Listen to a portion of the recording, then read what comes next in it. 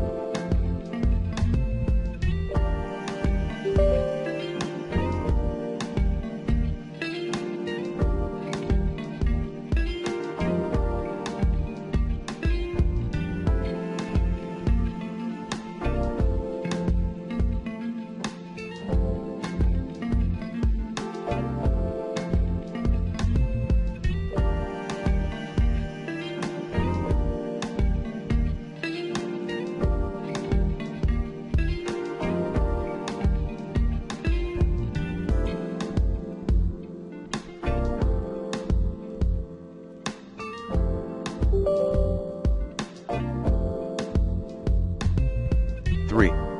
If you are using MSI Afterburner or Asus GPU tweak, remove those, using the recommended Uninstall Tool Pro in this video guide, as they are interfering with the NordVPN app 4. If you use antivirus software, add exceptions for the NordVPN app 5. Restart your computer.